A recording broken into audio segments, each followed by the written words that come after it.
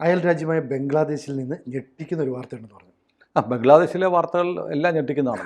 പക്ഷേ ബംഗ്ലാദേശിലെ ഇപ്പോഴത്തെ സർക്കാർ ജമാഅത്തെ ഇസ്ലാമി സ്പോൺസർ ചെയ്യുന്ന അവരോധിച്ചിരിക്കുന്ന പാവ സർക്കാർ അതിൻ്റെ തനിനിറം കണ്ടിരിക്കുന്നു. ബംഗ്ലാദേശിൽ ജീവിക്കുന്ന ഹിന്ദുക്കൾ, ക്രിസ്ത്യാനികൾ, ബുദ്ധമതക്കാർ, സിഖുകാർ എല്ലാം ഇനി മുതൽ ജസിയ കൊടുക്കണം.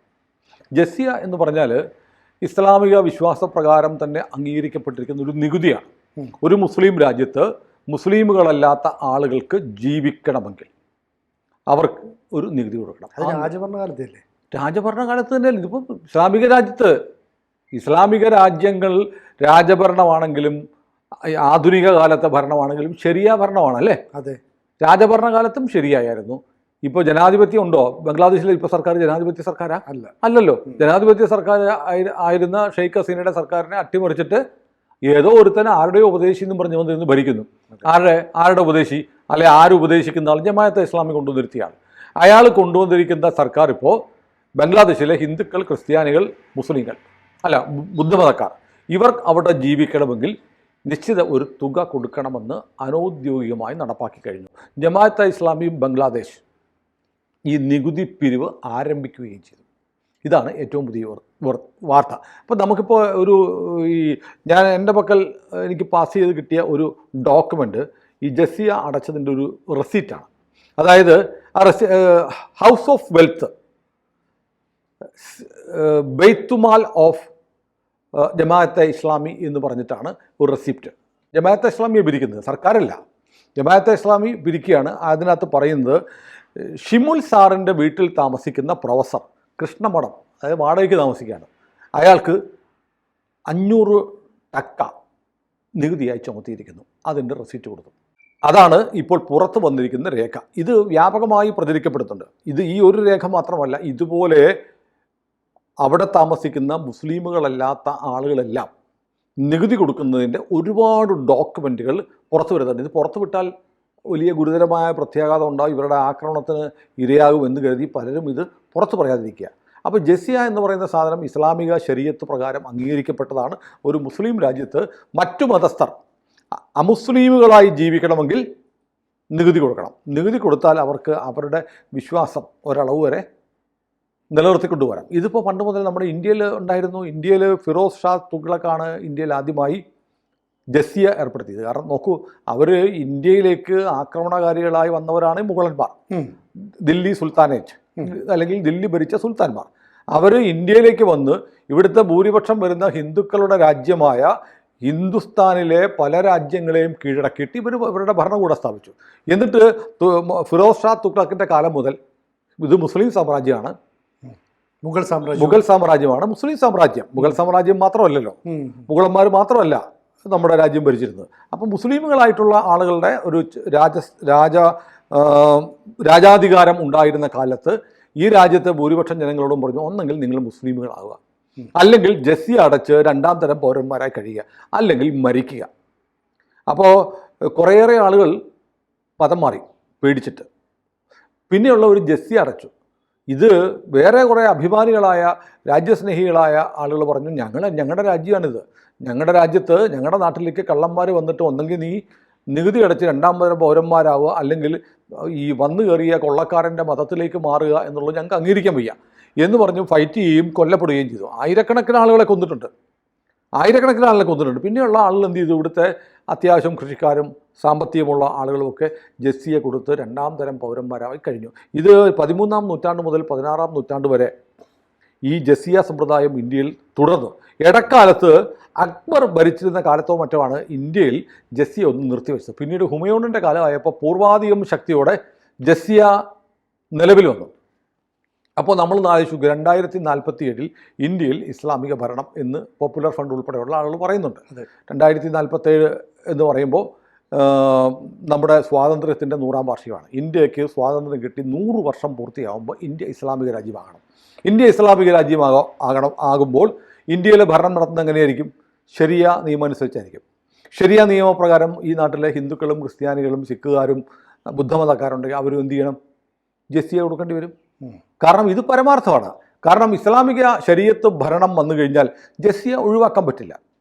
അപ്പോൾ നമ്മൾ ഈ പറയുന്നത് പോലെ ഇപ്പോൾ ഈ ഭരണഘടന, ജനാധിപത്യം എന്നൊക്കെ പറഞ്ഞ് ഇവിടുത്തെ ഏറ്റവും കൂടുതൽ തെരുവിലിറങ്ങി സമരം ചെയ്യുകയും ജാഥ നടത്തുകയും ചെയ്യുന്ന ആളുകൾ കമ്മ്യൂണിസ്റ്റുകാരും ഈ പറഞ്ഞ സുഡാപ്പികളുമാണ്. SDP അടക്കമുള്ളവർ ജനാധിപത്യത്തിന് വേണ്ടി പറയുന്നുണ്ട്, ഭരണഘടനാ മൂല്യങ്ങൾ സംരക്ഷിക്കണമെന്ന് പറയുന്നുണ്ട്. ഈ പറയുന്ന SDPI അല്ലെങ്കിൽ പോപ്പുലർ ഫണ്ട് മുന്നോട്ട് വെക്കുന്നത് പോലെ 2047 ഇസ്ലാമിക ഭരണം വന്നാൽ ഭരണഘടനയെ നിങ്ങൾ മാനിക്കുമോ? ജനാധിപത്യം ഉണ്ടാകുമോ? ഈ ചോദ്യം SDP മാത്രമല്ല, കമ്മ്യൂണിസ്റ്റുകാരോടും ചോദിക്കണം. കമ്മ്യൂണിസ്റ്റ് പാർട്ടിക്ക് ഇന്ത്യയിൽ അധികാരം കിട്ടിയാൽ ഇന്ത്യൻ ഭരണഘടന ഉണ്ടാകുമോ?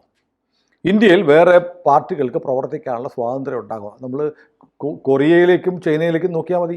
കമ്മ്യൂണിസ്റ്റ് ഭരണം എന്ന പേരിൽ അവിടെ ഭരണം നടക്കുമ്പോൾ വേറെ പ്രതിപക്ഷമില്ല. ഭരണഘടന എന്ന് പറഞ്ഞാൽ പാർട്ടിയുടെ ഭരണഘടനയാണ്. അപ്പോൾ എതിർശബ്ദമില്ല, ആർക്കും എതിർശബ്ദമില്ല. എതിർശബ്ദം ഉണ്ടാക്കിയവരെ ടിയാനൻമെൻ സ്ക്വയറിൽ എതിർശബ്ദം ഉണ്ടാക്കിയവരെ പാറ്റൻ ടാങ്ക് കയറ്റി അരച്ച് വടിച്ചെടുത്തു, ഇല്ലേ? അതെ, ഇതൊക്കെ ചരിത്രത്തിന് മുന്നിൽ നമ്മൾ കണ്ടിട്ടുള്ളതാണ്, നമ്മുടെ മുന്നിൽ കണ്ടുകൊണ്ടേയിരിക്കുന്നതാണ്. അങ്ങനെ വരുമ്പോൾ ഈ പറയുന്ന ഒരേ തൂവൽ പക്ഷികളെ പോലെ കമ്മ്യൂണിസ്റ്റുകാരും ഇസ്ലാമിസ്റ്റുകളും ഒന്നിച്ചു നിന്ന് ഇന്ത്യയുടെ അധികാരം പിടിച്ചെടുക്കാൻ ശ്രമിക്കുകയാണ്. അപ്പോൾ എന്തായിരിക്കും സംഭവിക്കുക? 2047 നമ്മൾ സങ്കല്പിക്കുക, ഇന്ത്യയിൽ ഇസ്ലാമിക ഭരണം വന്നു. സിനു ഇവിടെ ജീവിക്കണമെങ്കിൽ സിനു ടാക്സ് കൊടുക്കേണ്ടി വരും. വേറെ ഓപ്ഷൻ ഇല്ല. അല്ലെങ്കിൽ നിങ്ങൾ മതം മാറേണ്ടി വരും, സിനു മുഹമ്മദ് എന്നാവേണ്ടി വരും. അല്ലെങ്കിൽ നിങ്ങൾ രണ്ടാം കിട പൗരന്മാരായി ജീവിക്കുക, കൊല്ലപ്പെടുക. അതേ ഉള്ളൂ മാർഗം. ഇതാണ് ഏറ്റവും പ്രധാനം. അപ്പോൾ ബംഗ്ലാദേശിന് വേണ്ടി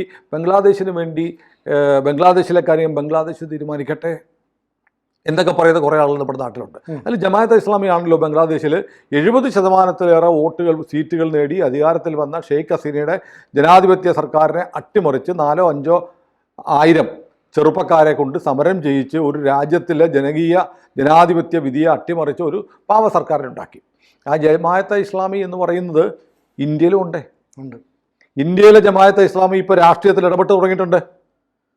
ഇനിയിപ്പോൾ അടുത്ത തെരഞ്ഞെടുപ്പിൽ ജമാഅത്തെ ഇസ്ലാമി കോൺഗ്രസുമായി ചേർന്ന് നിന്നിട്ട് ചില സംയുക്ത സ്ഥാനാർത്ഥികളെ നിർത്താൻ പോവുകയാണ്.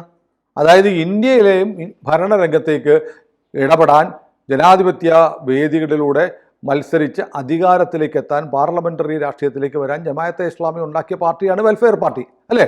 ഇവർക്ക് MPമാരും MLAമാരും ഒക്കെ ഉണ്ടായി വരുന്ന കാലത്ത് വെൽഫെയർ പാർട്ടിക്ക് ഇന്ത്യയിൽ ഭൂരിപക്ഷം കിട്ടുമ്പോഴോ എന്ത് സംഭവിക്കും? അവർ വിചാരിക്കുന്ന കാര്യങ്ങൾ അപ്പോൾ അവർക്ക് ഒറ്റയ്ക്ക് ഭൂരിപക്ഷം ഒന്നും കിട്ടാൻ പോകുന്നില്ല. പക്ഷേ ഇവർ വെൽഫെയർ പാർട്ടി, മുസ്ലിം ലീഗ്, SDPI, നാഷണൽ ലീഗ് എന്നൊക്കെ പറഞ്ഞാൽ അടിസ്ഥാനപരമായിട്ട് ഇതൊക്കെ ഒന്ന് തന്നെയാണ്. സമ്മർദ്ദതന്ത്രം പ്രയോഗിക്കുക. സമ്മർദ്ദം. ഇപ്പോൾ കേരള കോൺഗ്രസ് തന്നെ നമ്മുടെ കേരളത്തിലൊരു വിചിത്രമായ പരീക്ഷണമാണ്. അതായത് കേരള കോൺഗ്രസ് കേരളത്തിലെ റബ്ബർ പാലിൽ പള്ളി കൊള്ളുന്ന ഒരു രാഷ്ട്രീയ പാർട്ടിയാണ്.